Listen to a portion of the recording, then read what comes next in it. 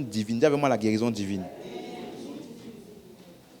Vraiment, si en cette saison-là, tu ne fais pas les miracles, tu ne prophétises pas, tu imposes pas les mains, vraiment, je ne sais pas comment, je sais pas qu'est-ce qu'on peut faire pour toi d'autre. Parce que là, enseignement pratique, sortie, évangélisation, enseignement pratique, ça, après tout ça, là, tu n'as toujours pas. Bon, là, il faut vraiment que Jésus apparaisse pour toi. Quelqu'un avec moi? Donc, quelques rappels rapides. Donc, nous sommes en train de parler sur la guérison divine. Comment marcher dans la guérison divine. Parce que la guérison divine est notre partage en Christ. Alléluia. Et donc, nous avons commencé à voir que l'élément principal ou premier qui empêche généralement les gens de recevoir de Dieu, c'est leur perception erronée de Dieu. Jacques nous dit dans Jacques chapitre 1, à partir du verset 5, il dit, si quelqu'un parmi vous manque de sagesse, qu'il la demande à Dieu qui donne à tous librement et sans reproche, et elle lui sera donnée. Donc Jacques dit que Dieu, il donne à tous librement et sans reproche. Au verset 6, il dit, mais il faut qu'il demande avec foi sans douter, car celui qui doute est semblable au flot de la mer qui est agité et soulevé par le vent. Qu'un tel homme ne s'imagine pas qu'il recevra quelque chose du Seigneur, c'est un homme irrésolu et inconstant dans toutes ses voies. Donc, un croyant ne doit pas être irrésolu. Un croyant, d'autres versions appellent ça, au verset 8, double de cœur. Ça veut dire, un jour il pense que Dieu est bon, le lendemain il pense que Dieu est mauvais. Un jour il pense que Dieu fait du bien, le lendemain il pense que Dieu maudit. Donc, tu dois être complètement persuadé en ce qui concerne le caractère et la nature de Dieu afin d'être en mesure de recevoir ce qu'il donne. Quelqu'un me suit?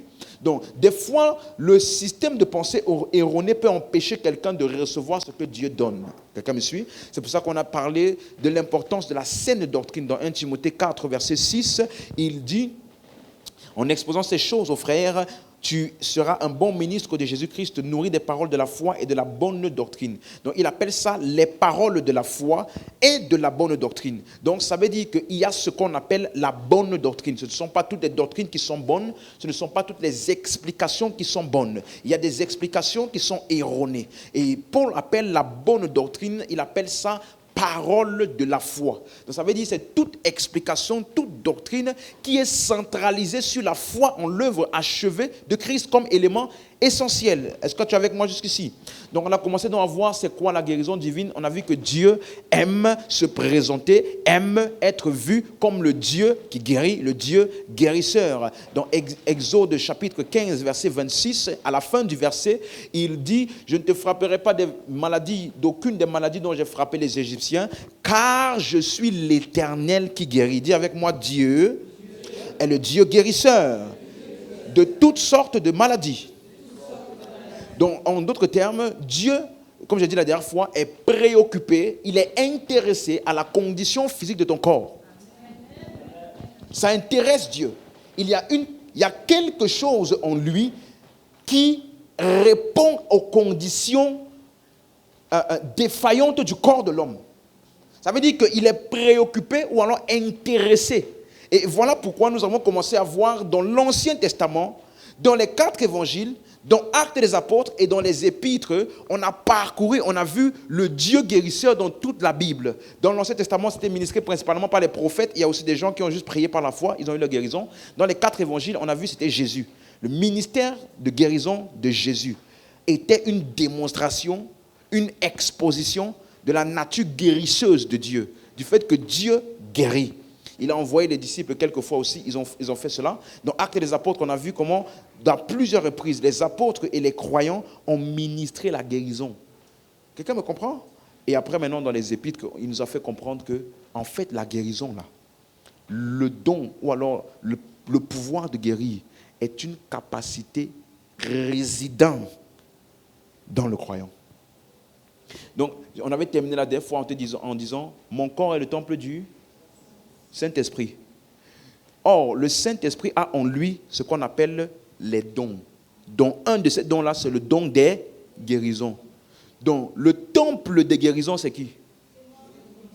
Donc, le lieu où les guérisons sont logées, attendant d'être libérées, c'est qui? Donc, tu dois être conscient déjà de qui tu es et de ce que tu as, afin de pouvoir l'utiliser. Dis avec moi, je suis un temple de guérison. La guérison est toujours disponible. Pour moi et pour ministrer aux autres. Je ne suis jamais en manque. Alléluia. Et donc, dès vendredi, on a commencé à voir le caractère de Dieu dans la guérison. Parce qu'il y a des gens qui n'ont pas de mal à accepter le fait que Dieu guérit. Mais là où souvent il y a dichotomie, c'est les gens qui pensent que Dieu guérit, oui, mais des fois aussi, il peut donner la maladie, ou il peut permettre la maladie, comme certains disent, ou t'envoyer une maladie pour t'enseigner des leçons.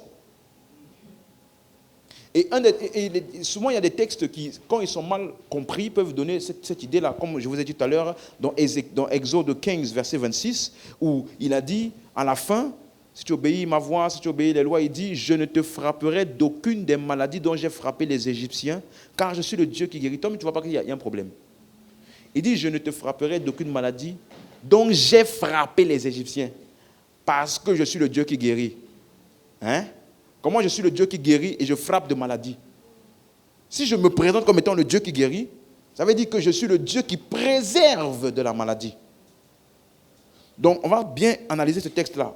Mais déjà, ce texte est en contradiction avec ce qu'on a vu dans Acte 10, verset 38.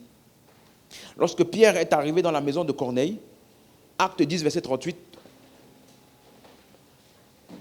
Pierre dit à Corneille, vous savez comment Dieu a oint du Saint-Esprit et de force Jésus de Nazareth, qui allait de lieu en lieu, faisant du bien et guérissant tous ceux qui étaient sous l'empire du diable. Car Dieu était avec lui. Donc regarde comment Pierre a clairement exonéré Dieu de la maladie. Il affirme que quand Dieu était avec lui, comme Dieu était avec lui, ce qu'on a vu, c'est la guérison.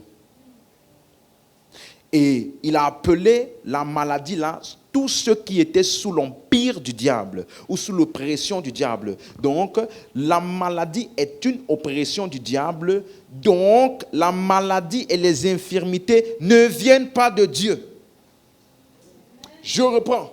La maladie ne vient pas de Dieu.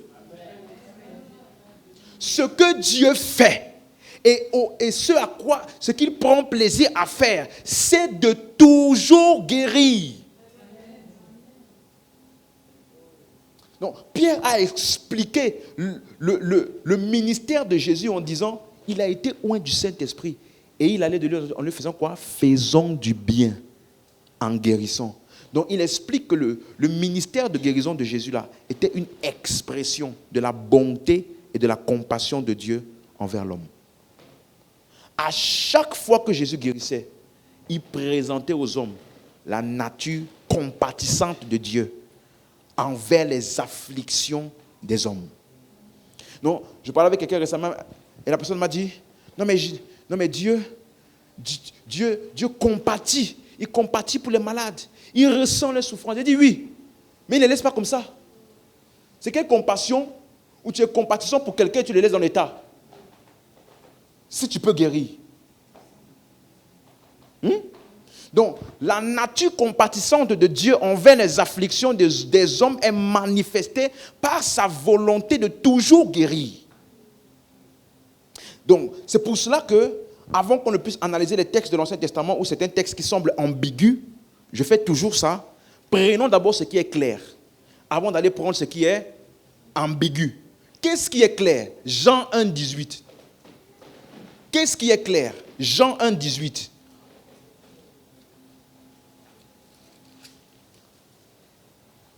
On est ensemble? On peut lire ensemble? 1, 2, 3, go!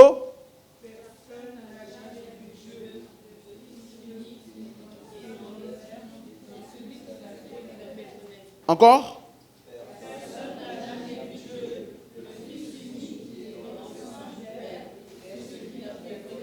Donc, personne n'a jamais vu Dieu. On a vu le mot personne, c'est le mot grec oudéis qui veut dire même pas un seul. Rien ni personne n'a jamais vu Dieu. Ça veut dire, avant la venue de Jésus, il n'y avait aucune apparition physique de Dieu nulle part. Donc, toutes les personnes que tu vas voir dans l'Ancien Testament qui disent « j'ai vu Dieu », On les respecte. Avec tout le respect pour eux. Ce n'était pas Dieu. Hein? Parce que c'est Jésus qui parle. Personne n'a jamais vu Dieu. Non, ce n'est pas juste ces gens. Mais, regardez. Il n'a pas juste dit personne n'a vu Dieu. Il a dit personne n'a jamais. Ça veut dire que jusqu'à ce moment-là, personne n'a jamais vu Dieu nulle part. Et il dit maintenant le Fils unique est celui qui l'a fait quoi? Connaître. Donc, ça veut dire, le mot connaître, là je t'ai expliqué, c'est le mot exégéomai en grec. Ça veut dire rapporter en détail un événement. Relater en détail un fait.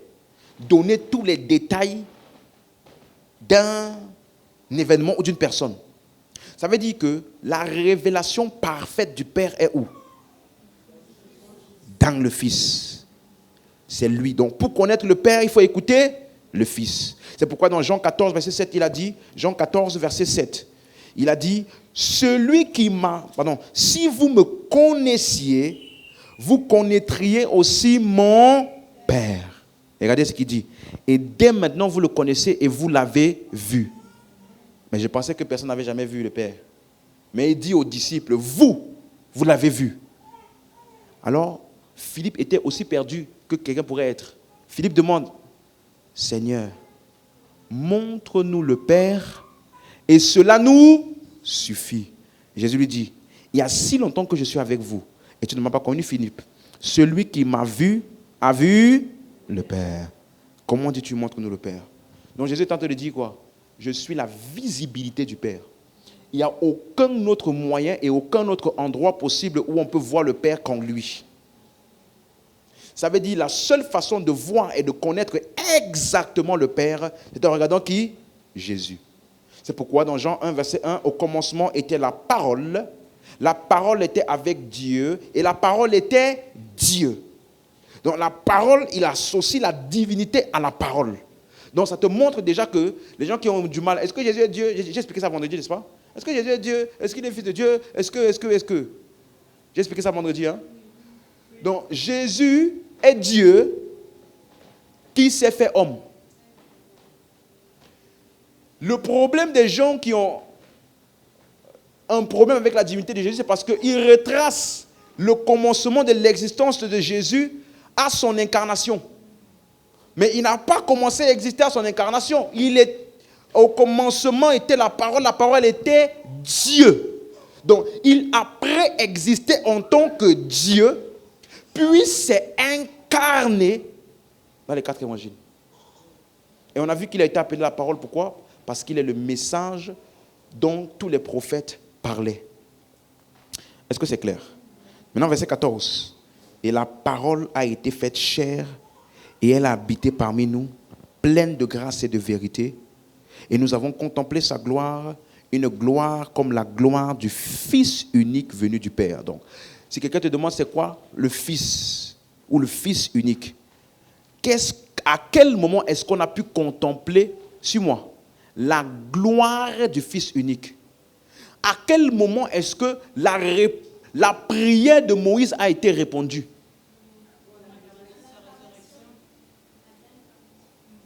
Il a dit, fais-moi voir ta gloire. Personne ne peut voir pour l'instant. Mais quand Jésus a apparu, il dit, nous avons contemplé sa gloire. Donc, Moïse n'a jamais demandé, quand il dit, fais-moi voir ta gloire, il ne parlait pas des miracles, parce qu'il avait déjà vu les miracles. Il ne parlait pas des exploits, parce qu'il avait déjà fait des exploits.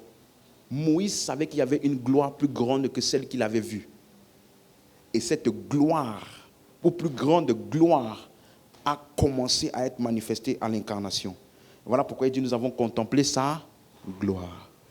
Maintenant, il dit la gloire du Fils unique. Donc, quand est-ce qu'on a vu le Fils unique? C'est quoi Fils unique? Ou alors, c'est quoi Fils de Dieu ou Fils unique? C'est quand la parole qui était Dieu a été faite chair. Donc, Fils unique ou Fils de Dieu, ça ne veut pas dire petit enfant de Dieu. Ça veut dire la divinité dans l'humanité. Ça veut dire le divin uni à l'humain. Mais Jésus, on l'appelle fils unique. Pourquoi? Parce qu'il a été engendré de manière unique. Donc Jésus là, ce n'est pas juste un homme qui existait quelque part et puis il a cru comme toi et moi et Dieu est venu en lui. Non. Jésus, c'est Dieu lui-même sous forme d'homme. C'est en ça qu'il est unique. Quelqu'un me comprend? Est-ce que c'est clair? Et maintenant, la suite, il dit maintenant, et nous avons, la parole a été faite chair. Regardez ce qu'il dit. Donc, Jean est en train de relater l'incarnation, c'est ça? Je peux dire ça? Donc, il décrit l'incarnation. Il dit, quand la parole a été faite chair, elle a habité parmi nous, pleine de grâce et de vérité. Donc, Jean explique que dans l'incarnation de Jésus, dans son humanité, on a vu le caractère de Dieu qui est gracieux, plein de grâce, miséricordieux. Comment est-ce qu'on a vu cette nature gracieuse de Dieu dans l'incarnation de Jésus? À travers son ministère de guérison. Donc Jean il dit, quand j'analyse toute l'humanité de Jésus, je vois que la parole faite chair là, elle est pleine de grâce. Elle est pleine de grâce. Donc, ça veut dire que Jésus, dans son ministère de guérison, était en train de démontrer la nature gracieuse de Dieu. C'est-à-dire, il donne sans condition. Donc, c'est pourquoi, par exemple, Matthieu 8, verset 2, ouvrons. Amen, amen, quelqu'un? Matthieu 8, verset 2, suivons ceci.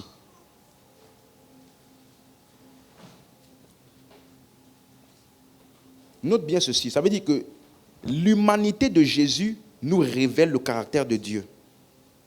Je peux dire ça? Ce qu'il a fait en tant qu'homme nous donne une idée claire de qui est Dieu. Parce qu'il est Dieu fait homme. Donc regardons ce que Jésus fait. Voici un lépreux s'étant approché, se prosternait devant lui et lui dit, Seigneur, si tu le veux, tu peux me rendre pur. Cette déclaration suppose qu'il n'est pas sûr que Jésus veuille le rendre pur. Comme c'est le cas de beaucoup de personnes. Est-ce que c'est la volonté de Dieu que je sois guéri? Est-ce que c'est la volonté de Dieu même que je puisse être totalement libéré de cette oppression, libéré de cette maladie? Est-ce que c'est la volonté de Dieu? Ou alors, est-ce que c'est le temps de Dieu? Peut-être que ce n'est pas encore le temps de Dieu pour ma guérison. Quelqu'un est venu vers Jésus en disant, je ne sais pas si tu veux pour tout le monde, je ne sais pas si tu veux toujours, mais si tu veux bien, je suis là devant toi. Est-ce que tu veux bien me guérir? Regardez la réponse de Jésus. Verset 3. Jésus étendit la main et le toucha en disant, attends, je vais aller prier pour être sûr. Non? Elle dit quoi? Si Jésus est Dieu fait homme, ça veut dire que Dieu veut toujours guérir. Donc, si jamais tu avais un doute en tête concernant la volonté de Dieu de guérir, ça doit être totalement dissipé aujourd'hui. Je le veux. Sois pur.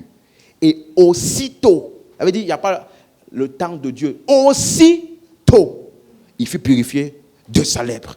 Parce que quelqu'un pourrait dire, je veux, Dieu veut, mais pas maintenant. Aussitôt. Donc, Dieu est plus pressé que toi de te voir guéri. Il est même plus pressé que toi de te voir guéri. Donc, quand tu commences à imaginer que quelqu'un est malade, il y a une maladie, et ça ne part pas, laisse Dieu loin de cette hypothèse-là, parce que Dieu veut, autant sinon plus que toi, de te voir guéri. Je le veux. Regarde notre exemple, verset 6. Regardez, le même texte, verset 6. Regardez ce qu'il dit. En commençant au verset 5 pour avoir le contexte. Comme Jésus entrait dans Capernaum, un centenier l'aborda, le priant en disant, Seigneur, mon serviteur est couché à la maison, atteint de paralysie et souffrant beaucoup. Et Jésus lui dit, donne-moi 2 jours pour prier pour savoir si c'est la volonté de Dieu. Non? Il a dit quoi? Tu as vu? Aucune hésitation. Il y a un malade, j'irai. Ça veut dire qu'il y a aucune résistance ou bien aucune autre possibilité dans le cœur de Dieu. Lorsqu'il y a un malade, qu'il n'y a aucune autre possibilité que guérir. J'irai et je le guérirai. Donc, dans les 4 évangiles, Jésus n'a jamais refusé de guérir ceux qui venaient à lui. Et si son humanité a révélé Dieu à l'homme, ça veut dire que Dieu est toujours disposé à guérir. Est-ce que c'est clair? Voici ce qui est d'abord clair avant qu'on va toucher les textes compliqués. Une chose est claire. Le Fils unique est celui qui l'a fait connaître. Qu'est-ce qu'il a fait connaître de lui? Il n'a jamais refusé aucune guérison. Donc, si Christ était connu en Israël comme étant un guérisseur, ça veut dire que Dieu est également connu pour être un guérisseur. Si Christ a toujours voulu guérir tout le temps, ça veut dire que Dieu de la même manière guérit tout le temps. Donc, tu dois accepter ça dans ton système de pensée. Maintenant, regarde, quelqu'un pourrait dire, mais si les gens ne croient pas, regarde, Marc chapitre 6, verset 4. Marc chapitre 6, verset 4. Mais Jésus leur dit, donc il est allé dans sa ville natale et ils n'ont pas voulu, ils n'ont pas cru en lui. Et Jésus leur dit, un prophète n'est méprisé que dans sa patrie, parmi ses parents et dans sa maison. Et il ne put. Tu as vu? Il ne put. On n'a pas dit il ne voulut. Il ne put faire aucun miracle, si ce n'est qu'il imposa les mains à quelques malades et les guérit. Et il s'étonnait de leur incrédulité. Tu aurais cru qu'il aurait dit, ok, ils sont incrédules, pas grave, laisse-moi aller. Non. Qu'est-ce qu'il dit après? Jésus parcourait les villages d'alentour en enseignant. Donc, il montre que la guérison pour l'incrédulité, c'est l'enseignement.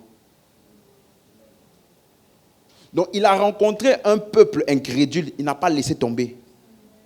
Il a commencé à parcourir les villes pour enseigner. Et regarde le résultat. Verset 7. Alors, il appela les 12 et il commença à les envoyer 2 à 2 en leur donnant le pouvoir sur les esprits impurs. Tu as vu?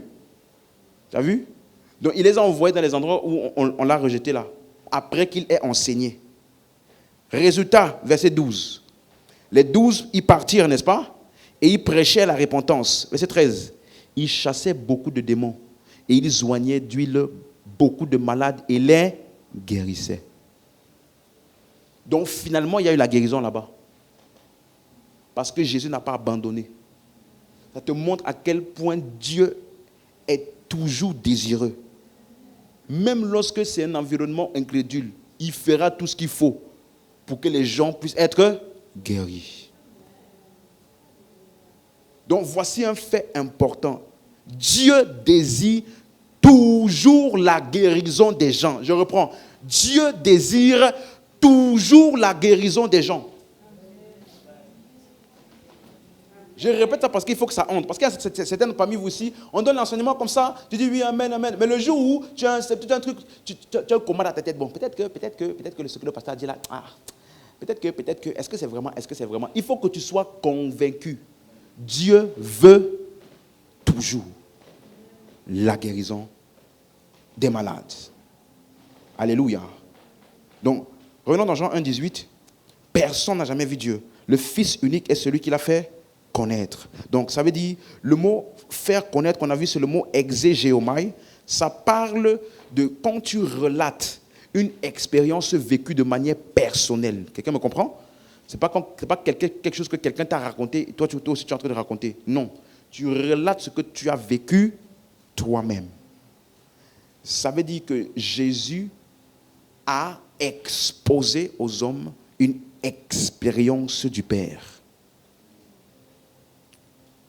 L'humanité de Jésus était une expérience du Père. Est-ce qu'on est ensemble?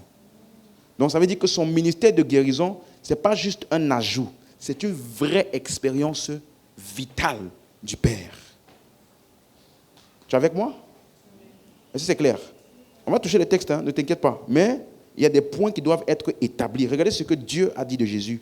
Matthieu 17, verset 5. Regardez ce que le Père a dit, Matthieu 17, verset 5. Donc, il a emmené ses disciples à la montagne pour prier. Et verset 5, comme il parlait encore, une nuée lumineuse les couvrit. Et voici une voix fit entendre de la nuée ces paroles. Celui-ci est mon fils bien-aimé, en qui j'ai mis quoi? Toute mon affection. Donc, écoutez-le. Vous avez compris? En lui est toute mon affection. Conséquence, écoutez-le. Mais quand tu lis ça juste comme ça en français, tu vas penser que Dieu est en train de dire, c'est en lui là que j'ai mon plaisir. Genre, il me fait plaisir. Non. Le mot j'ai mis toute mon affection, c'est un seul mot grec. Eudokeo. Eudokeo. Eudokeo. E-U-D-O-K-E-O. Eudokeo. C'est tiré du mot dokeo. Quelqu'un suit? Qu'est-ce que ça veut dire? Ça veut dire faire apparaître. C'est utilisé lorsque j'ai une opinion de quelqu'un ou une perception de quelqu'un. Donc, quand il disait « Voici mon fils bien-aimé », tu peux le remplacer par « En qui il y a une bonne opinion de moi » ou « En qui je suis considéré correctement » ou « En qui je suis bien vu ». Ça veut dire que, c'est ce que j'ai expliqué le vendredi, en Christ, le Père est perçu correctement, exactement. Donc, voici mon fils bien-aimé en qui je suis bien représenté, si tu veux. C'est clair? C'est ça le mot dokeo. Ça veut dire avoir une opinion, une perception de quelqu'un. Donc, il est en train de dire, en mon fils là, en lui, je suis bien représenté. L'opinion de moi est bien exposée. Quelqu'un me comprend? Donc, Dieu est en train de dire qu'il est bien vu, il est bien considéré dans l'incarnation. C'est pour ça que Jésus a dit, celui qui m'a vu, a vu le Père. Ça veut dire que ce que tu vois en Jésus est une représentation parfaite et exacte du Père. Donc, celui-ci est mon fils bien-aimé en qui je suis correctement représenté, en qui je suis correctement perçu ou considéré. C'est ça le mot dokeo. Ça veut dire avoir une opinion ou une perception de quelqu'un.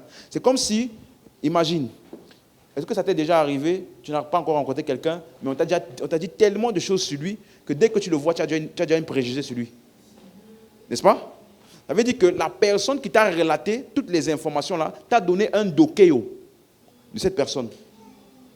Donc Dieu dit, parmi tous ceux qui sont passés, parmi tous les hommes qui sont venus de la part de Dieu, parce qu'à la montagne de la transfiguration, il y avait qui? Moïse et Élie. Donc, parmi tous les envoyés de Dieu, celui-ci est celui dans lequel je suis correctement représenté. Du coup, écoutez-le. Écoutez-le. C'est clair maintenant?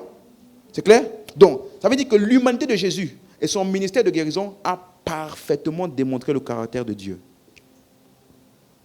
Donc, c'est pour cela qu'on dit qu'il était plein de grâce, plein de compassion.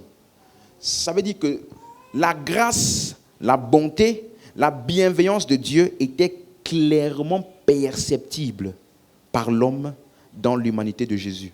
Ça veut dire que tu ne pouvais pas voir Jésus et puis douter encore que Dieu est gracieux. Parce que tout ce que tu voyais de lui te montrait de manière claire, sans aucune ambiguïté, que Dieu est gracieux, Dieu est compatissant. Donc, c'est pour cela que je t'ai dit la dernière fois quand on priait que à chaque fois tu vas voir, il était ému de compassion et puis il a guéri. Vous vous rappelez? Donc ça veut dire que le ministère de guérison de Jésus n'était pas tant que ça basé, ou alors n'était pas tant que ça son autorité sur la maladie, mais plutôt sa compassion envers les malades. Ce n'était pas pour démontrer son autorité sur la maladie. C'était plutôt pour démontrer plus sa compassion envers les malades. Vous avez compris? Donc, c'est pour ça que tu vas voir maintenant les apôtres de Jésus dans leur livre. Par exemple, 1 Jean 5, verset 20. Quelqu'un suit? 1 Jean 5, verset 20. 1 Jean 5, verset 20. Alléluia. Nous savons aussi que le Fils de Dieu est venu. En ensemble. Et qu'il nous a donné quoi? L'intelligence. Pour faire quoi? Pour connaître le véritable. En son Fils, Jésus-Christ. C'est lui qui est le Dieu véritable et la vie éternelle. Donc, dans le Fils Jésus-Christ, nous avons une intelligence pour connaître le Dieu véritable. Donc, Jésus est venu exposer de manière claire qui? Le Dieu véritable. C'est clair? C'est clair? Donc, en regardant Jésus, tu as une perception claire de qui est le Dieu véritable. Amen, amen, amen. Allons un peu plus loin. Hébreux chapitre 1, verset 1. Hébreux chapitre 1, verset 1. Hébreux chapitre 1, verset 1.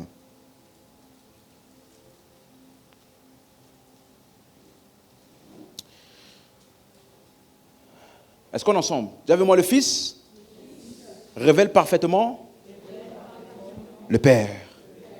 Alléluia. C'est ça qu'on est en train d'établir maintenant. Donc, après avoir autrefois, à plusieurs reprises et de plusieurs manières, parlé à nos pères par les prophètes, Dieu, dans ces derniers temps, nous a parlé par le Fils, qu'il a établi héritier de toutes choses, par lequel il a aussi créé le monde, et qui, étant le reflet de sa gloire, est l'empreinte de sa personne. Donc, commençons au premier verset. Il dit, à plusieurs reprises et de plusieurs manières. Le mot plusieurs reprises, c'est le mot grec polyméros. Polyméros. Pourquoi on donne beaucoup de mots grecs? Parce que la Bible n'a pas été écrite en français. Et ce que tu es en train de lire n'est qu'une traduction. Mais ce n'est pas polyméros, c'est polyméros. Polyméros. Donc le premier, c'est polyméros. Ça veut dire plusieurs reprises. Ça veut dire, dans l'original, ça veut dire en plusieurs portions d'un tout. Quelqu'un comprend? Ça veut dire qu'autrefois, il y avait plusieurs portions. Moïse avait une portion. Abraham avait une portion de la vérité concernant Dieu. Moïse avait une portion de la vérité concernant Dieu. Chaque prophète avait une portion. C'est pour ça qu'il dit maintenant de plusieurs manières. C'est le mot polytropos. Ça veut dire de plusieurs manières. OK? Donc, ça là, ça fait référence à ce que les prophètes ont dit. C'est pourquoi dans le verset 1 dans ta Bible, tu vas voir qu'il n'y a pas le mot Dieu. Si tu regardes le verset 1, il n'y a pas le mot Dieu. Donc au verset 1, ce n'est pas Dieu a parlé. Non, ce sont les prophètes qui ont parlé au Père de diverses manières et en diverses portions. Donc quand tu regardes les paroles des prophètes, dans chacune de leurs paroles, de chaque prophète, il y a une portion de la vérité.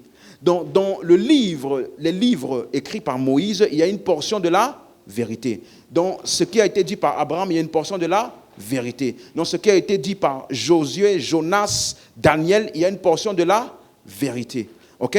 Et maintenant, il te dit au verset 2, il dit maintenant, mais Dieu, dans ces derniers temps, nous a parlé par le Fils, ou alors dans le Fils. Et il explique qui est le Fils, qu'il a établi héritier de toutes choses. Bon, j'espère, je ne sais pas si j'aurai le temps de toucher ça. Je vous ai dit que quand tu vois toutes choses, ça ne veut pas dire... Quand tu vois tout, ça ne veut pas dire tout. Mais quelles sont les choses qui étaient discutées ici? Hein? Quelles sont les choses qui étaient discutées dans le contexte de ce qu'on vient de lire? Hein? Ce qui a été dit en plusieurs manières et en plusieurs portions par les prophètes. Donc, qu'est-ce qu'il est en train de dire? Que Dieu nous a parlé par le Fils. Le Fils, là, est l'héritier de tout ce qu'ils ont dit. Donc, c'est lui le message. Ça veut dire que quand tu prends toutes les portions de vérité, tu les joins ensemble. Le tout là, c'est le Fils. Vous comprenez? C'est pour ça qu'il dit, par lequel il a créé le monde, qui, maintenant regardez comment il décrit le Fils, étant le reflet de sa gloire. Donc, et l'empreinte de sa personne. Quelqu'un a vu ça? Le reflet de sa gloire et l'empreinte de sa personne. On va toucher ça après. Donc, est-ce que tu es d'accord que ceux qui ont parlé en plusieurs portions, ce n'est pas Dieu, c'est les prophètes. Les paroles des prophètes. Et le Fils, lorsque tu prends les nombreuses portions, tu te rends compte que la substance de tout ce qu'ils disaient, c'est qui? Le Fils. Donc, il est la totalité de leurs énonciations. Des prophètes. Quelqu'un me comprend? Donc, c'est pour cela que tu dois noter ceci. Tu as compris ce que je viens d'expliquer? Voilà pourquoi je peux dire ceci. C'est pour cela que la vérité, ou les vérités, ont été révélées de manière progressive dans l'Ancien Testament. L'Ancien Testament est constitué de révélations progressives. Ça veut dire que les uns avaient plus de lumière que les autres et ça allait progressivement. Et la totalité de la révélation a été vue où? Dans le Fils. Donc ça veut dire qu'il n'y a pas tout qu'il faut prendre à la lettre parce que la révélation était comment? Progressive. Ça veut dire qu'il y a une portion de vérité, il y a une portion de vérité, il y a une portion de vérité. Et quand le Fils il est venu, il est maintenant l'empreinte de sa personne. Quelqu'un comprend maintenant? Donc, ça veut dire que nous, on lit la Bible en arrière.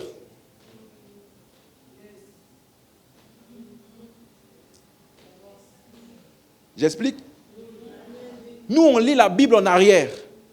On découvre l'empreinte de sa personne et après, on utilise ce qu'on a découvert de lui pour aller le situer dans l'Ancien Testament. Parce qu'on sait qu'il y a des portions.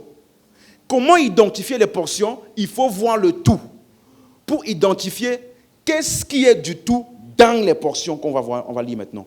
Donc nous lisons la Bible en arrière.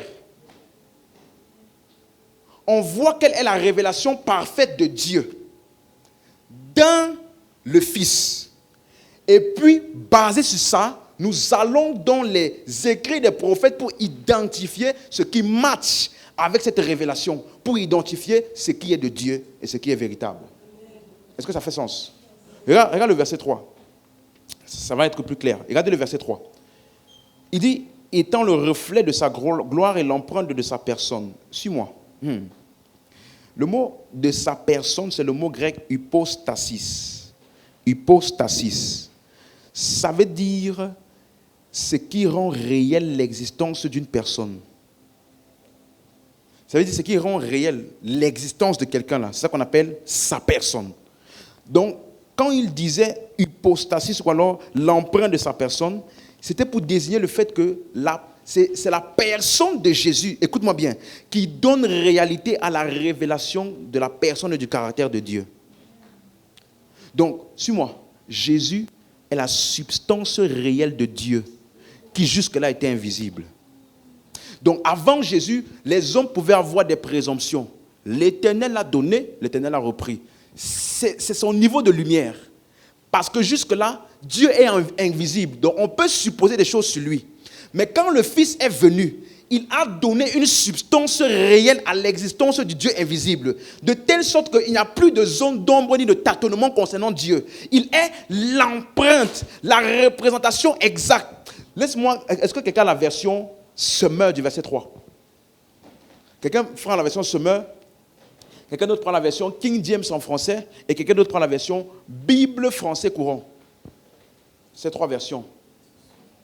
Semeur, King James en français, Bible français courant. Donc, qui a Semeur? Tu peux lire pour nous, s'il te plaît?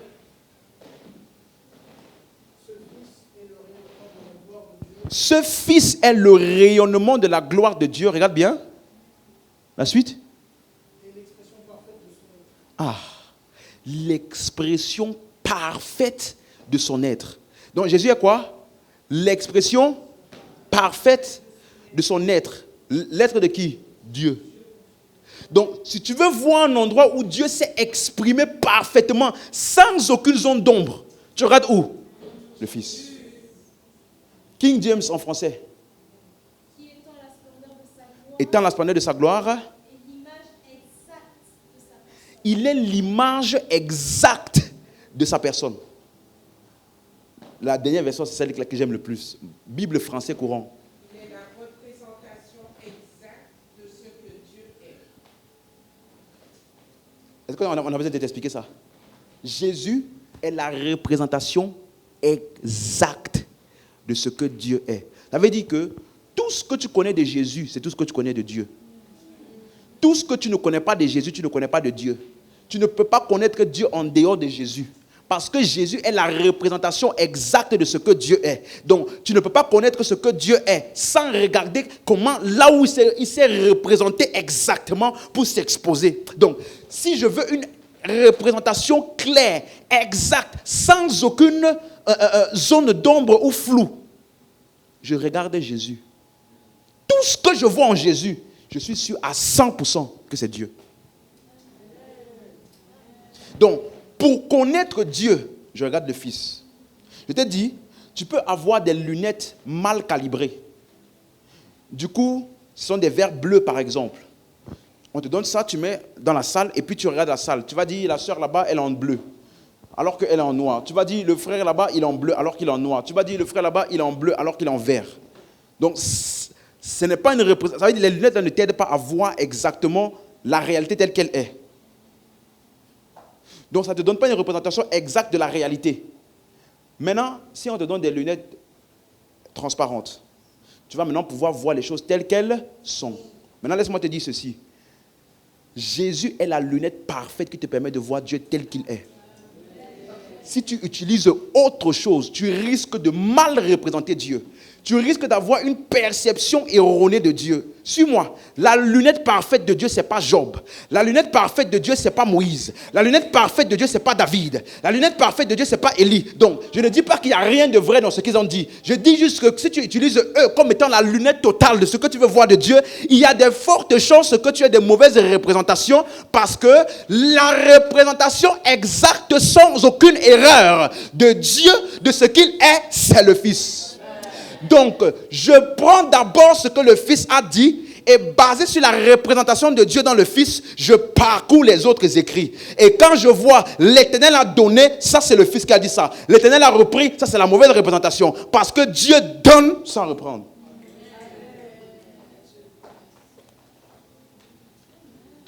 C'est pour ça que je t'ai dit l'importance de ce qu'on appelle la saine doctrine.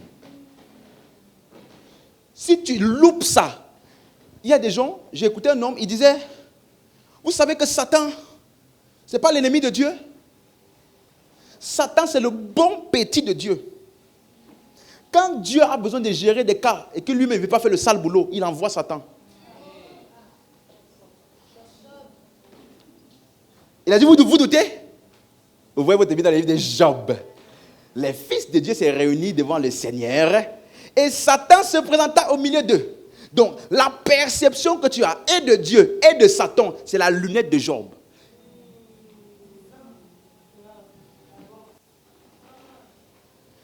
Les lunettes que tu utilises vont déterminer la perception de Dieu. Mais tu peux avoir une lunette erronée. Ce n'est pas la réalité qui est erronée. C'est les lunettes que tu as utilisées qui sont erronées. Donc, quelqu'un va dire, il avait dit ça aussi. Vous savez que Satan il est aussi au ciel.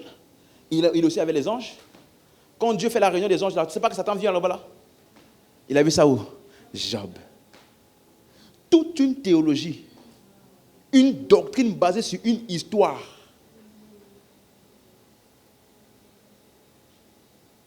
Alors que Jésus, il a dit lui-même, tout royaume qui est divisé contre lui-même ne peut pas subsister. Ça veut dire que tu ne peux pas utiliser un membre d'un royaume pour détruire un membre du même royaume. Et puis le royaume là va subsister. Mais moi, ma Bible me dit que quand Jésus voyait les démons, il chassait. Ça montre que démons, Satan et lui ne sont pas dans le même royaume. Il y a quel lien entre la lumière et les ténèbres? Quel rapport y a-t-il entre Bélial, le temple des idoles, et le temple de Dieu? Quel rapport y a-t-il entre la justice et l'injustice? Quel rapport? C'est ce que la Bible dit. Tu as déjà vu un endroit où il y a la lumière et les ténèbres en même temps? Tu as déjà vu? Quand la lumière arrive, qu'est-ce qui se passe pour les ténèbres?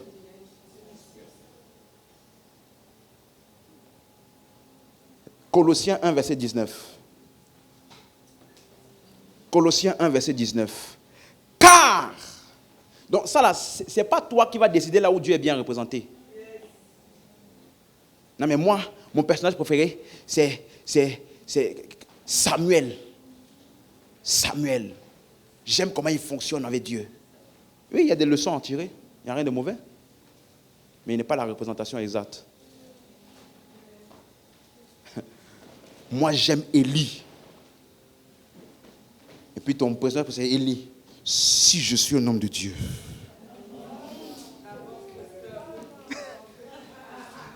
Si Dieu m'a appelé, tous mes ennemis là, je vous donne 3 jours. Vous ne me connaissez pas. Mon Dieu, c'est le Dieu qui répond par le feu. Si je suis un homme de Dieu, toutes les personnes qui sont contre l'avancement de l'église dans cette nation, ils vont tomber dans 3 jours. Et puis quelqu'un tombe et meurt. Et puis tu donnes témoignage à l'église. Hein? Les disciples de Jésus ont aussi voulu faire la même chose. Ils ont dit, Jésus, ne fais rien. Tu nous as envoyés là-bas dans cette ville-là, ils n'ont pas voulu te recevoir. Ne t'inquiète pas, ne bouge même pas. Dis-nous juste feu vert. Ne fais rien. Nous, on sait comment. On a étudié Élie. On connaît le processus de faire descendre le feu. Dis juste oui. Et puis, il dit, Seigneur, veux-tu que nous commandions? Donc, il savait que ce n'est pas commande. Veux-tu que nous commandions que le feu descende maintenant et consume la ville, comme l'a fait Élie? Je suis sûr que Pierre était devant un. Donne juste le feu vert. On gère. Tu restes assis, tu vois juste la fumée qui sort.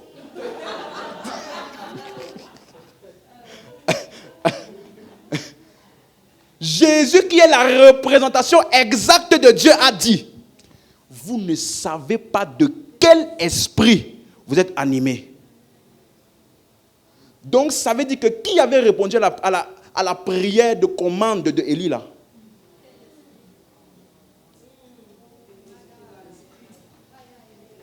Parce que quand tu parles, Jésus a dit, mes paroles sont esprit et vie. Donc quand je parle, j'ouvre la voie des esprits. Maintenant, ça dépend du caractère de tes paroles là, qui va déterminer le type d'esprit que tu vas donner accès.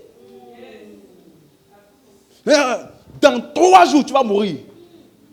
Si je suis un homme de Dieu, ton tombeau, dans 3 jours. Et puis il est confiant. Et il sait que ça va arriver. Parce qu'il a été habitué à coopérer un peu avec l'Esprit de Dieu et un peu avec les démons.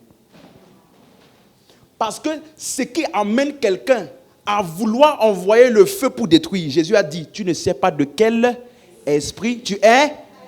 Donc l'esprit qui t'a animé a dit ça pour qu'il puisse s'exprimer par tes paroles là. Ce n'est pas l'Esprit de Dieu parce que la Bible dit Jésus les a réprimandés. Et c'est le même mot qui est utilisé quand il chassait les démons. C'est le même mot grec. Quand il dit il a menacé la tempête, il a chassé les démons. Il les a réprimandés et leur a ordonné ne parlez pas. Il a utilisé la même expression pour parler à ceux qui voulaient envoyer le feu sur les ennemis de Jésus. Parce que n'oublie pas, Jésus partait à Jérusalem pour l'œuvre de la croix, pour être crucifié. Donc c'était une œuvre primordiale. Mais qu'est-ce qui s'est passé? Jésus a dit, allons de l'autre bord. Ils ont contourné la ville.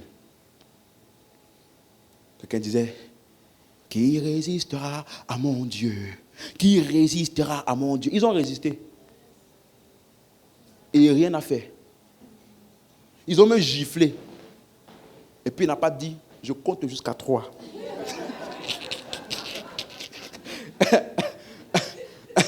Ils ont giflé. Pah! Dieu fait homme. Donc ça veut dire qu'on peut gifler Dieu. Et puis rien ne se passe à la main ni à la personne. Et ce n'est pas fini. Ils sont venus attraper Jésus. Pierre a coupé l'oreille. Jésus aurait dû dire, tu es un bon fils. Tu défends les arrêts de ton maître. Mais Jésus a dit, mon gars, dans ce royaume, il n'y a pas ce genre d'opération. Dans notre royaume là, il n'y a pas ce genre d'opération. Donc, même la personne qui est venue pour le persécuter, pour te montrer à quel point ce n'est pas que pour les gentils, celui qui est venu pour le persécuter, il a guéri son oreille. Non, réfléchis un peu à ça. On n'a pas dit celui qui a prié beaucoup, qui aime Jésus. Oh Seigneur, je prie, guéris mon oreille. Non, il était venu pour le crucifier. Et ça n'a pas empêché que Jésus puisse manifester parce que c'est sa nature. Rien d'autre que ça ne peut sortir de lui.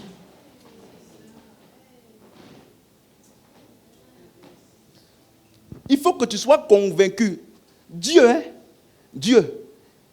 n'est pas mystérieux. Que personne ne te blague.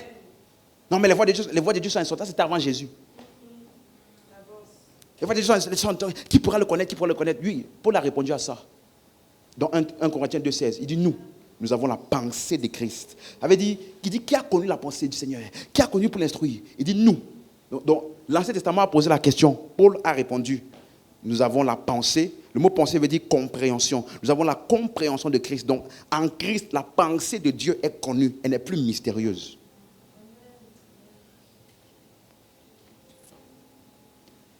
Donc, regarde, Colossiens 1, verset 19, c'est ça? Car Dieu a voulu que... Dieu a voulu quoi? Tu vois ce qu'on appelle une tautologie?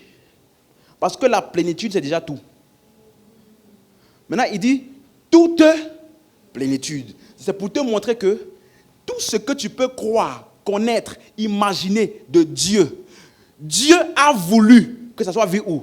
Habiter où? En lui.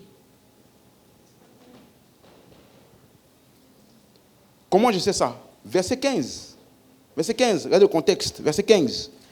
Car il est l'image du Dieu invisible. Tu vois, le mot image, c'est le mot eikon en grec, ça veut dire la représentation de quelque chose ou la ressemblance. Comment tu peux avoir l'image de quelque chose qui est invisible? Normalement, si je prends une image de toi, je veux faire ta photo, n'est-ce pas? Il faut que tu sois visible pour que je puisse avoir une image de toi. Mais on dit qu'il est l'image du Dieu invisible. Ça veut dire que depuis Jésus, il n'y a plus de problème de visibilité de Dieu. Dieu est devenu visible en la personne de Christ. Il est la représentation physique du Dieu invisible. Ça veut dire que depuis l'incarnation, Dieu peut être vu physiquement, il peut être connu. Donc il n'y a plus question de dire Dieu est mystérieux. Je ne sais pas si Dieu veut me guérir. Je ne sais pas si Dieu veut me bien. Je ne sais pas si c'est le temps de Dieu. Ça n'existe pas. Tous ceux qui sont venus vers Jésus, il a guéri. Il n'a pas dit, est-ce que tu vas croire en moi après? Est-ce que tu vas recevoir la parole après? Est-ce que tu vas recevoir Jésus? Non. Non. Dieu a voulu, verset 19, que toute plénitude habite en lui. Ça veut dire qu'en dehors de Christ, il n'y a rien d'autre à voir ou à connaître du Père. En dehors de Christ, il n'y a rien d'autre à voir ou à connaître concernant le Père. Aïe, aïe, aïe, aïe. Ça veut dire que tout ce qui n'est pas en Christ n'est pas en Dieu. Si Dieu donnait les maladies, Jésus devait au moins donner un rhume à quelqu'un. Si Dieu envoyait les démons vers les personnes, un esprit mauvais venant du Seigneur est allé agiter Saül. Donc, si Dieu envoyait des esprits mauvais sur les gens, Jésus devait au moins une fois dans sa vie voir quelqu'un qui n'est pas de son côté et lui envoyer un esprit impur. Mais à chaque fois qu'il était exposé à des esprits impurs, c'est même pas lui qui parlait. Les esprits s'agitaient parce qu'ils savaient que leur jour de sortie est arrivé. Parce que là où la lumière vient, les ténèbres sont dissipées. Il n'y a pas de négociation. Donc, Tout ce que je vois en Jésus me révèle le caractère de Dieu. Il a guéri les maladies, ça veut dire la maladie n'est pas de Dieu. Il a chassé les démons, ça veut dire les possessions et les démons ne sont pas de Dieu. Il a calmé la tempête, ça veut dire que les catastrophes naturelles ne sont pas de Dieu. Il a guéri, il a changé toutes les personnes qui étaient oppressées et qui étaient même morts. Ça veut dire que la mort ne vient pas de Dieu parce que Jésus a ressuscité les morts. Il est la représentation exacte de ce que Dieu est. Ne fais aucun débat avec moi concernant Dieu si on ne s'est pas d'abord assis sur la vérité que Jésus est la représentation exacte de Dieu. Le mystère de la piété est grand. Quel mystère? Dieu a été manifesté en chair. Non, il n'y a plus de mystère. Parce qu'il a été maintenant quoi? Manifesté. C'est clair? Donc il dit, Colossiens 1, 19. Dieu a voulu que toute plénitude habita en lui. Le mot habiter, c'est le mot katoikio. Ça veut dire une résidence permanente. Ça ne va pas changer avec le temps. Jésus, a la plénitude de la divinité habite en Christ de manière permanente. Allons dans Colossiens 2, verset 9. Est-ce que je parle à quelqu'un? Colossiens 2, verset 9. Car en lui habite corporellement toute la plénitude de la divinité. Encore la même chose. Quelqu'un me suit? Or, pourquoi il parle de la plénitude de la divinité en Christ? C'était quoi le contexte? Verset 2. Afin qu'ils aient le cœur rempli de consolation, qu'ils soient unis dans la charité, enrichis d'une pleine intelligence pour connaître le mystère de Dieu, à savoir Christ.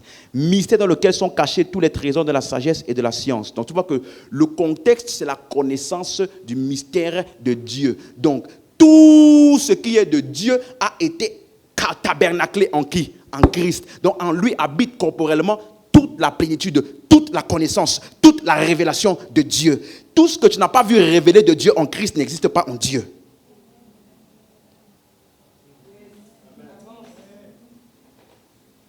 Est-ce que je parle à quelqu'un? Donc, à partir de Christ, nous pouvons connaître le Dieu invisible. Parce que Dieu est visible. Le Dieu invisible est visible dans le Christ visible. Le Dieu invisible est devenu visible dans le Christ visible. Donc, ça veut dire que le Dieu invisible n'est plus invisible, ou plutôt, le Dieu invisible n'est plus non connaissable. Le Dieu invisible est connaissable clairement parce qu'il a été rendu visible en la personne de Christ. Est-ce que c'est clair? Donc, est-ce que je peux dire que l'humanité de Christ donne visibilité au Dieu invisible? Est-ce que je peux dire que le ministère de guérison de Jésus rend visible le Dieu invisible quant à la maladie? Hein? Donc, Exode 15 maintenant, verset 26. Touchons ça, pour terminer. Tu vois? Si je prenais avec toi Exode 15, verset 26, essayer de t'expliquer beaucoup de technicalités. Ah non, ce n'est pas écrit comme ça. Il faut d'abord qu'on parte dans là où c'est clair. Et on sait que dans tous ces écrits dans l'Ancien Testament-là, il y a des portions. Mais pour moi, le plus grave, c'est la façon dont ça a été traduit. Je t'ai dit, tu dois rendre grâce à Dieu quand tu es un pasteur qui étudie. Parce que ça là, c'est lui second. Hein? Je vais te montrer. Exode 15, tu as ouvert? Exode 15, verset 26. Tu as le texte que je t'ai envoyé là? Attends, pas encore. Quand ce sera bon, je vais te dire. Oh. Je vais te montrer pourquoi tu ne peux pas comprendre la Bible si tu ne regardes pas l'original. Peu importe à quel point tu es bien intentionné, même si tu as la révélation de l'Esprit, Jésus, Dieu, tout ce que tu veux t'apparaître, tu dois aller étudier le grec avec l'hébreu pour savoir le texte original. Ok. Il dit, si tu écoutes attentivement la voix de l'Éternel, ton Dieu, si tu fais ce qui est droit à ses yeux, si tu prêtes l'oreille à ses commandements, si tu observes ses lois, je ne te frapperai d'aucune des maladies dont j'ai frappé les Égyptiens, car je suis l'Éternel qui te guérit. On a vu la dernière fois que le mot guéri, c'est le mot Rapha, ça veut dire guéri, mais c'est aussi utilisé pour ce qui est préventif, ce qui protège ou préserve de la maladie. En d'autres termes, le verset 26 peut être traduit par « Car je suis l'Éternel qui vous préserve de la maladie. » Parce que ce qui a frappé les Égyptiens ne les a pas frappés. N'est-ce pas? Donc là, il est en train de parler de la sortie d'Égypte. Mais quand tu vois « Je ne te frapperai d'aucune des maladies dont j'ai frappé les Égyptiens », ça semble indiquer que sa promesse de préserver les Israélites, c'était pour les préserver d'une chose dont c'était lui le responsable de ça. Donc, ça met une question sur le caractère de Dieu. Il fait le bien et le mal en même temps. Pourtant, ta même Bible te dit dans Jean 3, dans Jacques 3, je crois que c'est verset 10 à 13, il dit, est-ce que d'une même source peut sortir en même temps l'eau douce et l'eau amère? Est-ce que d'une même source peut sortir et la bénédiction et la malédiction? Et Jacques dit, qu'il n'en soit pas ainsi, mes frères. Mais pour Dieu, là, ça s'applique. Il fait le bien, il fait le mal. Donc, il faut qu'on étudie ça pour voir attentivement. Est-ce que Dieu, il choisit de faire du bien à ceux qui lui obéissent et du mal à ceux qui désobéissent? Regarde maintenant, affiche le texte. Regarde comment ce texte est écrit dans l'original. Tu as vu ce qui est barré? Il n'y a pas le texte original de ça. Ça veut dire que les mots que tu vois, ce sont les mots qui sont dans l'original. Tout ce qui est rajouté et qui est barré, c'est l'auteur ou le traducteur qui a rajouté ça pour aider notre compréhension. Donc, quand tu vas lire le texte original, tu vas juste voir frapper, maladie, frapper les Égyptiens. Mais ils ont dit, je ne te frapperai pas des maladies dont j'ai frappé les Égyptiens. Donc, ce texte n'a pas de verbe ou de pronom actif de Dieu. Je ne te frapperai. Non, il n'y a pas le je ne te là. Donc, moi aussi, je peux traduire. Vous ne serez pas frappés des maladies dont les Égyptiens ont été frappés.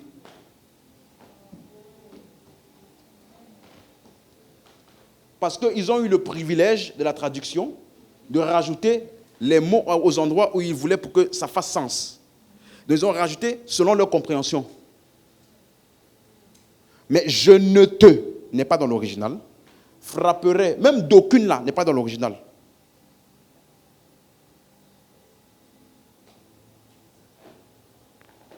Quelqu'un a compris? Donc, tu vois que tu vas lire ça, tu vas dire, je suis l'Éternel. Seigneur, ne me frappe pas. Hein. Moi, nous, dans l'église où on était là, on nous donnait, tu vois le coton là, le coton qu'on utilise pour bander les plaies là. Ils nous donnaient ça, on prenait le jus de raisin, ils versaient dessus. Ils disaient, quand vous rentrez chez vous le soir, mettez sur les linteaux de vos portes. Ça va faire la préservation chez nous. Donc moi, je mettais ça là-bas et puis je disais, Seigneur, tu as vu? Il faut me préserver. Oh. Je ne veux pas d'accident dans ma vie, je ne veux pas d'accident dans ma famille. Je croyais. Regarde. Donc, tu peux mieux traduire en disant, vous ne serez frappés d'aucune des maladies dont les Égyptiens ont été frappés. Pourquoi? Car je suis le Dieu qui guérit. Là maintenant, ça fait sens. Là maintenant, ça fait sens. Puisque je suis le Dieu qui guérit, les maladies qui ont frappé les Égyptiens là, pour vous, ça ne vous frappera pas. Parce que je vais intervenir. Et quand Dieu, le Dieu guérisseur intervient, le Rapha intervient, il y a préservation. Mais comment je sais que c'est la bonne façon de traduire ça? Quelqu'un va dire, mais moi aussi j'ai traduit. Mais sauf que moi, je me suis basé sur la saine doctrine. Parce que l'événement dont il parle, il est en train de parler de quand il sortait d'Égypte. Les différentes plaies qui ont frappé tous les enfants, les Égyptiens, et dont les enfants d'Israël ont été épargnés, n'est-ce pas? Laissez-moi vous donner un texte. Je vous ai dit, nous on lit la Bible comment? Donc je vais d'abord voir qu'est-ce qui a été révélé de ça dans la saine doctrine. Hébreux 11, 28. Ouvrons. Hébreux 11, 28. L'auteur d'Hébreux, il a mentionné la 10e plaie, qui était la dernière, qui était la plus grave. Regardez ce qu'il dit. Hébreux 11, 28. Quelqu'un est là? Si tout le monde a trouvé, tu me donnes l'amen, qu'on puisse lire. C'est par la foi qu'il fit la Pâque et l'aspersion du sang, afin que Dieu ne touchât pas au premier-né des Israélites. C'est écrit Dieu dans ta Bible? C'est écrit qui? L'exterminateur. Ok. Dans la Bible blanche, c'est écrit quoi? Le destructeur. Dans la version Osterval, c'est l'exterminateur des premiers-nés. Dans la version Darby, le destructeur des premiers-nés. Dans la version Martin, celui qui tuait. Donc, si tu dis que c'est Dieu, ça veut dire que ton Dieu est un destructeur. Détruit les hommes. Est-ce que tu me suis? Donc, il dit, c'est par la foi, suis bien, qu'il fit la Pâque et l'aspersion du sang afin que l'exterminateur ne touchât pas au premier-né des Israélites. Suis-moi. Ça veut dire que il a fait référence à la foi comme ce qui les a préservés de qui? L'exterminateur. La foi. Quelqu'un me suit? Est-ce que c'est clair? C'est pas la foi qu'il a été quoi? Préservé afin que l'exterminateur ne les touche pas. Donc, qu'est-ce qui les a préservés? La foi. La foi. C'est ça? Donc, quel était le rôle de Dieu? De préserver. Parce que c'est la foi en Dieu là qui les a préservés, pas de détruire. La foi en Dieu est ce qui les a permis d'échapper à la destruction. Maintenant, voici la question à 1 million d'euros. C'était la foi de qui? C'était la foi de qui? Des Israélites? De Moïse? De qui? Hein? Des Israélites, toi tu dis Moïse. Non, ici on ne dit pas Moïse, Israélite. Ici on prend un verset biblique. Hein? Ok, commençons par le verset 23. Parce que non, la Pâque, ils ont tous mangé la Pâque. Chacun dans les maisons. Mais suivez tout le contexte de l'explication. Quelqu'un comprend? Suivez bien, verset 23. C'est par la foi que Moïse, à sa naissance, fut préservé. Verset 24. C'est par la foi que Moïse, devenu grand, qu'est-ce qu'il a fait? Il a refusé. Donc c'est la foi de qui? Ok. Verset 27. Verset 27. C'est par la foi qu'il quitta l'Égypte. Il là, c'est qui? Verset 28. C'est par la foi qu'il fit la Pâque. Il là, c'est qui? Tu vois, non? Donc, ça veut dire que ils ont tous fait la Pâque, mais c'est la foi de Moïse qui les a préservés. Parce que lui, il a fait la Pâque par la foi, eux non. On n'a pas dit que c'est pas la foi que eux tous ont fait la Pâque. Non, on sait que tous ont fait la Pâque. Ils ont tous mangé tout ça. Mais le seul où la foi a été enregistrée pour la préservation de tous là, c'est par la foi que il, pas eux tous, il fit la Pâque. Donc, qu'est-ce qui les a préservés? La foi de Moïse. Suis-moi bien, ne perds pas de vue. Verset 29. Verset 29. C'est par la foi qu'ils traversèrent la mer Rouge comme un lieu sec, tandis que les Égyptiens qui ont fait la tentative furent engloutis. C'est la foi de qui?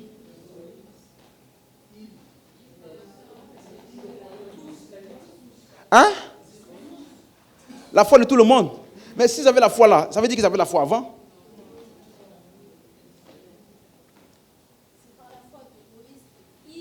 Ah. Comment on sait ça? Mets un marque-page. 1 Corinthiens 10, verset 1. Je te dis, si tu n'étudies pas les épîtres qui sont la saine doctrine et la révélation claire, tu vas t'embrouiller dans l'Ancien Testament. Suis-moi maintenant bien. Écoute bien. 1 Corinthiens 10, verset 1. J'aimerais que quelqu'un lise, comme ça va faire plus sens. 1 Corinthiens 10, verset 1 et verset 2. Frères et sœurs, je ne veux pas vous laisser ignorer Frère, je ne veux pas vous laisser ignorer. Non, je ne veux pas que vous ignorez.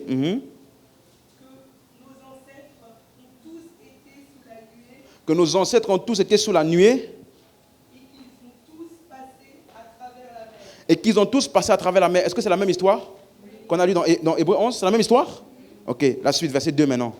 Ils ont tous été baptisés Hein? dans la nuée et dans la mer. Hein? Ils ont tous été baptisés, plongés en qui? Donc c'était qui les portait là? C'était la foi de qui les a fait traverser? Donc ils ont tous, écoute-moi, ils ont tous été préservés et de l'exterminateur et dans la mer Rouge par la foi de Moïse. C'est pour ça que maintenant quand c'était leur tour à eux de croire, ils sont tous morts dans le désert.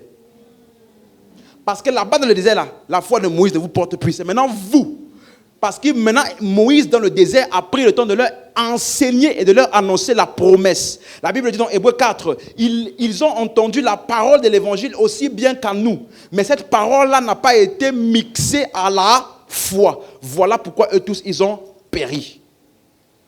Donc, en Égypte, c'était la foi de qui? Moïse. Dans la mer Rouge, c'était la foi de qui? Moïse. Maintenant, dans le désert, quand chacun maintenant devait, après avoir entendu la promesse, croire et marcher par cette promesse-là, ils ont tous péri, sauf qui? Josué et Caleb, les deux qui avaient cru. Donc, j'ai une question. Josué est passé dans la mer Rouge par la foi de qui? Caleb est passé dans la mer Rouge par la foi de qui? Ok, c'est très bien. Mais si tu lis l'Ancien Testament, tu ne vas pas voir ça.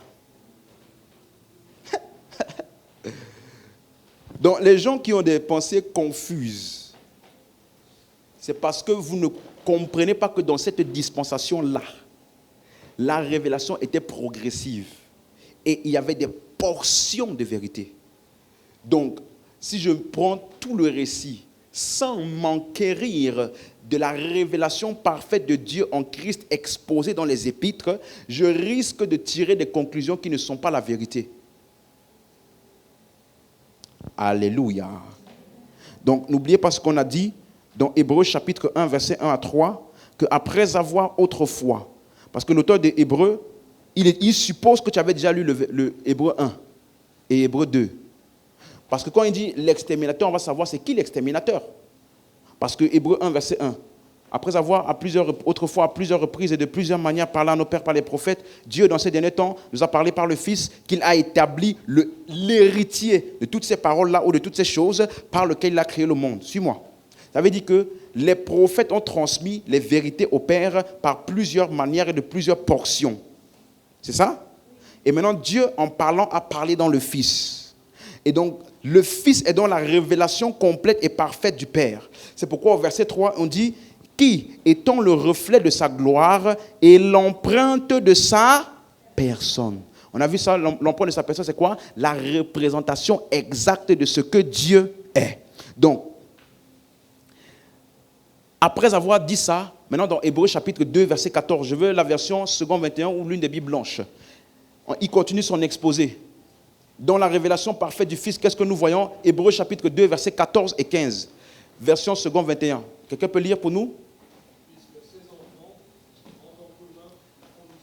Puisque ces enfants ont en commun la condition humaine, lui-même l'a aussi partagé. Donc Christ, là, il a pris la condition humaine puisque les gens qui voulaient sauver étaient des humains. La suite? De façon similaire. Suis-moi, suis bien la lecture. Ainsi, par sa mort, il a pu rendre impuissant celui qui exerçait le pouvoir de la mort, c'est-à-dire Dieu. Qui? C'est-à-dire le diable. Donc, à cause de la révélation ou du niveau de lumière bas des écrits vains de l'Ancien Testament, la nature du diable est voilée. Ça ne veut pas dire qu'il n'était pas actif, ça veut juste dire qu'eux, ils ne l'ont pas perçu, ni révélé dans leurs écrits. Mais l'auteur d'Hébreux dit que Jésus, par sa mort, il a rendu impuissant celui qui exerçait, d'autres versions disent, celui qui détenait le pouvoir de la mort, c'est-à-dire le diable. Donc quand il dit que par la foi, ils ont fait la Pâque afin qu'il soit préservé de l'exterminateur. L'exterminateur, c'est qui? Dieu ou le diable? Le destructeur, c'est qui? Dieu ou le diable? Donc maintenant tu comprends. Pourquoi on te dit que Jésus est la représentation exacte de Dieu? Parce que quand Jésus est venu, il a dit, vous avez trop de zones floues. À un moment, vous dites c'est Dieu qui fait le bien. À un moment, vous dites c'est Dieu qui fait le mal. Il vous a été dit ça, n'est-ce pas? Mais moi, je vous dis, je suis venu afin que mes brebis aient la vie. Mais il y a un autre que vous ne connaissez pas, on l'appelle le voleur. C'est lui qui vient pour tuer, c'est lui qui vient pour égorger, c'est lui qui vient pour détruire. Donc Jésus a fait la distinction entre les actes du diable et les actes de Dieu, mais dont les deux étaient mixés pour dire Dieu dans l'Ancien Testament. Donc tu ne peux pas lire l'Ancien Testament correctement si tu n'as pas la révélation de Dieu en Christ. Tu vas attribuer à Dieu ce qui n'était pas Dieu, comme eux. L'Éternel a donné, l'Éternel a repris. Maintenant j'ai la révélation. L'Éternel a donné, le diable a pris. Je traduis mieux. L'Éternel a donné, quelqu'un a laissé le diable prendre. Parce que le diable ne prend pas comme ça. Il a dit ne donnez pas accès. Ça veut dire que quelqu'un l'a donné, quelqu'un lui a ouvert l'accès pour qu'il puisse prendre. Et puis comme il ne connaissait pas, il savait que dès que quelque chose ne marche pas et que c'est surnaturel, on n'a pas l'explication, comme à l'époque, quand il n'y a pas de médicaments, il y a des maladies, on disait c'est Dieu qui prenait les gens. Parce que quelqu'un était fiévreux, il meurt. On dit c'est Dieu qui l'a pris. Parce qu'à l'époque, on n'avait pas identifié que c'est telle maladie et voici le médicament. Du coup, on disait quoi? Seigneur, c'est ta volonté. Tu as pris. Mais laisse-moi te dire, Dieu ne prend pas. La nature de Dieu, c'est l'amour. Et l'amour donne. Dieu a tant aimé le monde qu'il a. Donc, dans sa nature, là, il y a le donner, il n'y a pas le prendre. C'est pourquoi il dit, regardez, celui qui exerçait le pouvoir de l'amour, c'est-à-dire le diable, et de libérer. Regardez comment il donnait accès. Regardez comment il donnait accès. Et de libérer tous ceux qui, par quoi? La peur de la mort retenait toute leur vie durant dans l'esclavage. Voilà comment le diable emprisonnait les gens et faisait des terreurs. Ils avaient peur. Mais Dieu n'est pas l'auteur de la peur. Jésus est l'auteur et le consommateur de la foi. C'est pour ça que ceux qui ont eu la foi ont été préservés. Acte 10, verset 38. Vous savez comment Dieu a oint du Saint-Esprit et de force Jésus-Christ de Nazareth qui allait de lieu en lieu, faisant du bien et guérissant tous ceux qui étaient sous l'empire du diable, car Dieu était avec lui. Donc, qui a infligé et qui a détruit les Égyptiens, qui leur a infligé les plaies, les maladies, une chose est sûre, ce n'était pas Dieu. Mais d'après ce verset de Acte 10, c'était l'oppression du diable, qu'on appelle la maladie. Est-ce que c'est clair maintenant? Donc, l'œuvre de Dieu que nous avons vue, révélée dans l'humanité de Jésus et son ministère de guérison, c'était quoi? Guérir les malades, ressusciter les morts, purifier les lépreux, chasser les démons. Donc, note ceci. Je peux dire avec toute audace, sans aucun risque de me tromper, que toutes les plaies de l'Égypte n'étaient pas des actes de Dieu.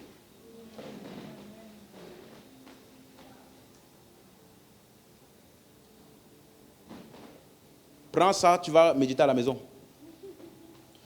Toutes les plaies de l'Égypte n'étaient pas des actes de Dieu.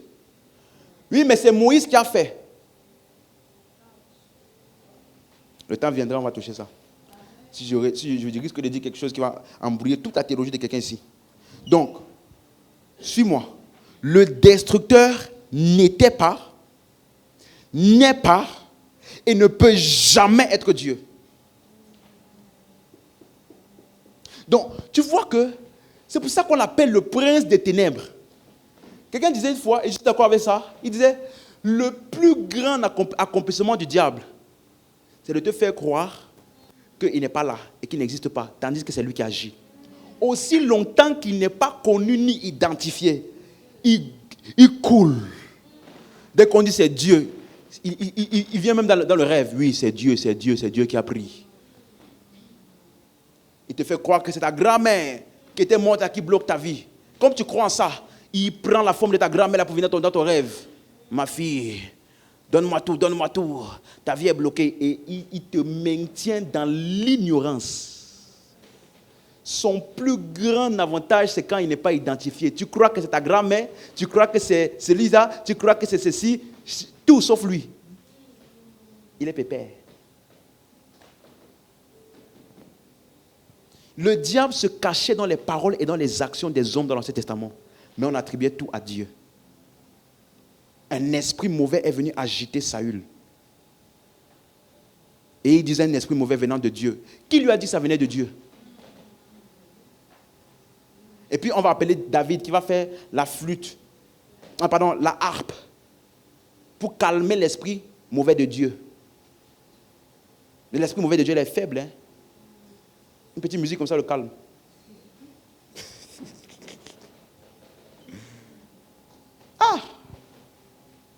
Si tu ne connais pas Dieu en Christ, tu vas vivre ta vie chrétienne dans le trouble.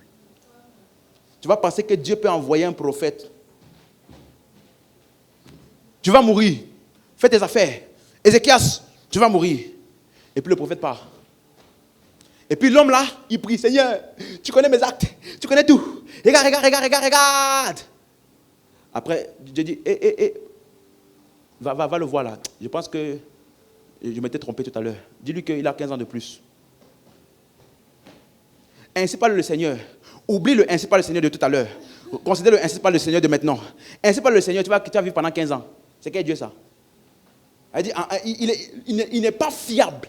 On ne peut pas s'appuyer sur lui à 100% parce qu'on ne sait pas dans quel côté de la balance il va plonger à un moment donné. Donc, tu ne peux pas avoir une foi stable tant que ton image de Dieu est encore comme ça. Il faut que cette image soit recadrée complètement par la perception exacte que Jésus-Christ nous a présentée de Dieu. Et alors, quand tu vas voir la maladie, les démons, tu auras toute l'audace de dire, sors d'ici, arrière de moi, parce que ça ne peut jamais venir de toi.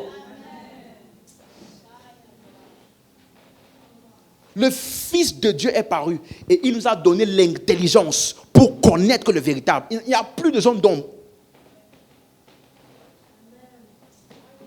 Donc, ce n'est pas Dieu qui est responsable des plaies qui ont frappé les Égyptiens.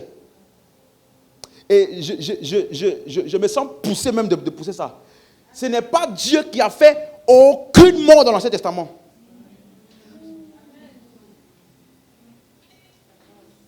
Ils ont été enterrés dans la mer. Ils ont péri dans la mer. Qui les a tués?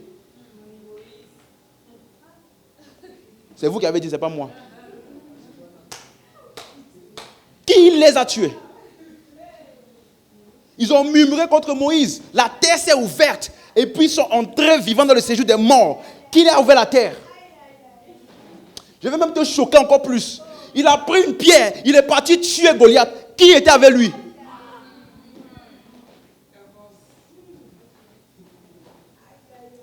C'était la puissance de qui a tué Goliath. Je n'ai pas répondu. Mais je te dis juste une chose. On part du connu pour analyser le moins clair. Parce que si Dieu avait les solutions pour tuer les gens, Jésus aurait au moins tué, même un chien. Au moins pour dire qu'on ne tue pas les humains, mais au moins il tue un chien. Ça veut dire qu'il y a quand même cette nature de tuer là. Coupe l'oreille de quelqu'un. Il sait très bien que c'est lui là qui va l'amener pour le tuer. Mais pour qu'il affirme, Pierre, faut pas. J'ai vécu toute ma vie sur la terre sans aucun encombre. Personne n'a eu aucun mal. Tu veux venir gâter mon affaire à la fin? Oreille, reviens. Voilà. Aucun mal. Il était comme un agneau, la Bible dit, qu'on a mis à l'abattoir.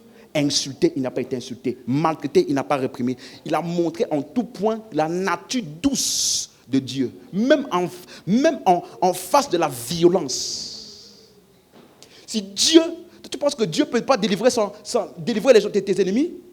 Regarde toutes les délivrances qu'il y a dans l'Acte des Apôtres. Pierre a été délivré de la prison. Qui est mort? Personne. Le geôlier, il allait se tuer parce que Paul et Silas ont prié. Il a cru qu'ils sont partis. Ils voulaient se suicider. Paul a dit non. On est là. Donc il a risqué qu'on le réemprisonne. Juste pour ne pas gâter l'image de Dieu.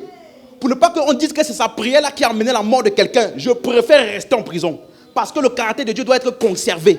Il n'a pas besoin de tuer ou de faire du mal pour délivrer. Donc Paul a dit, on est là. Si tu veux réemprisonner-nous, on sait comment on peut rouvrir. Il n'a pas besoin de tuer quelqu'un.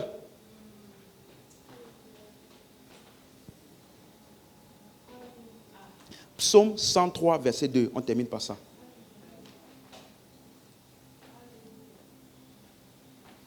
Donc, les gens, par manque de connaissances précises de Dieu, ont attribué à Dieu des actes et des faits qui ne venaient pas de Dieu. Et si toi, tu n'es pas correctement enseigné, tu risques de faire la même erreur. Voilà pourquoi Jacques a écrit à ses frères-là. Ne vous y trompez pas, frères. Ne vous y trompez pas. Que personne, quand il est tenté, ne dise, c'est Dieu qui me tente. Parce que tout don parfait, toute grâce excellente descend d'en haut. Il ne faut pas confondre.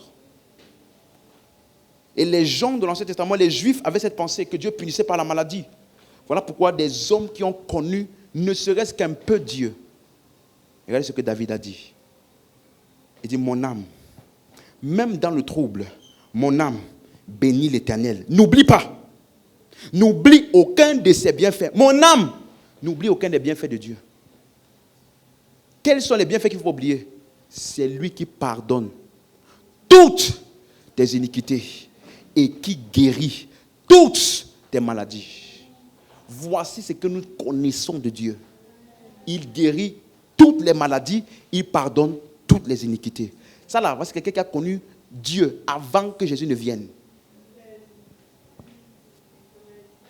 Dis avec moi, le caractère de Dieu est parfaitement révélé en Christ. Et j'écoute la voix du Père qui a dit, écoutez-le. Dieu lui-même, le Père t'a dit, écoutez-le. Pourtant, il y avait Moïse et Élie avec. On dit, c'est lui là qu'il faut écouter. Donc, tout ce qui était bien représenté, parce que c'est en lui qu'il y a toute l'affection ou toute les représentations correctes. C'est en lui là. Donc, je prends la représentation correcte là, je vais maintenant voir Moïse. Moïse, tu as dit quoi? Laisse-moi mettre ça dans le filtre de Jésus. Ce qui passe, on prend. Ce qui ne passe pas, on ne prend pas.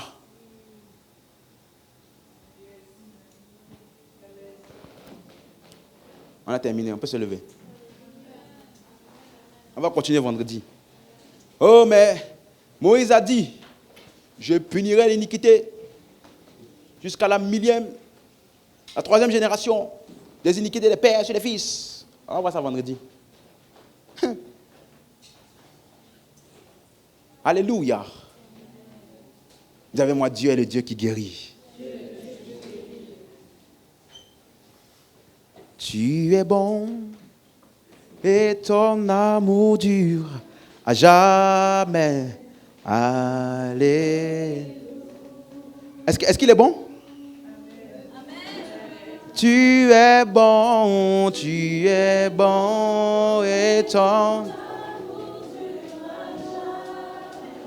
allez.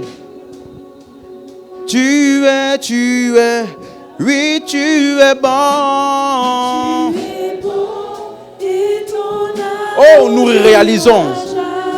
Tu es celui qui pardonne les iniquités, qui guérit toutes les maladies. Oh, ton amour durera jamais. Oui, tu es bon.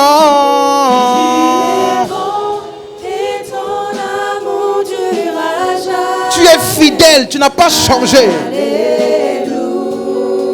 Aïe, aïe, aïe. Oui, tu es bon. Tu es bon et ton amour durera jamais. Alléluia.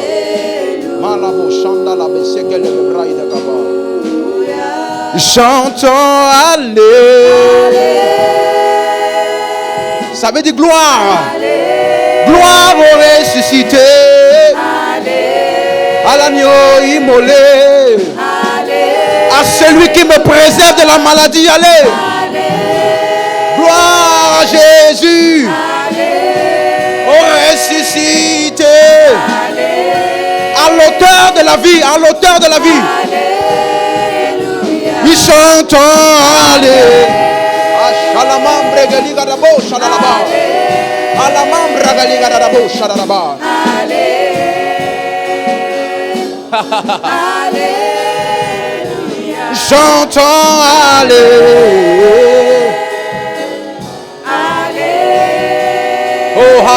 Alléluia. Oh, Alléluia. Oui, tu es bon. Et ton amour durera jamais.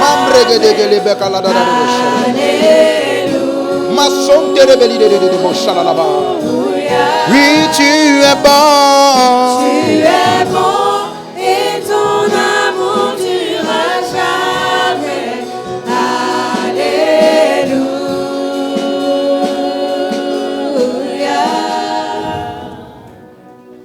Merci Père d'établir fermement en nos cœurs que tu es le Dieu bon.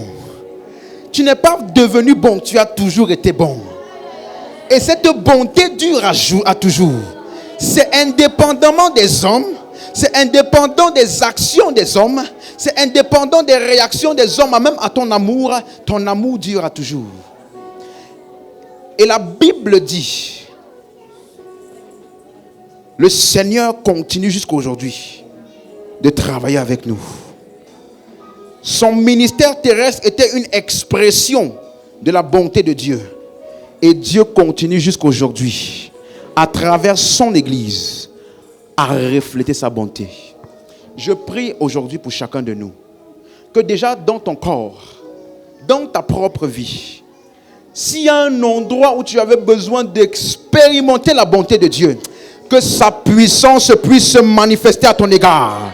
Et que tu expérimentes un revirement de situation instantané. Mais plus que tout, que Dieu se serve de toi pour montrer aux hommes qu'il est bon. Je prie que par tes mains, des hommes expérimentent la bonté de Dieu. En ce que leurs maladies seront guéries. Je prie que Dieu t'utilise pour montrer sa bonté en ce qu'il va diriger, recalibrer, restaurer ce qui était perdu, ce qui était confus. Que Dieu se serve de toi. Parce que jusqu'à aujourd'hui, il n'a pas changé. Il est le même. Élève juste la voix, tu commences à rendre grâce à Dieu.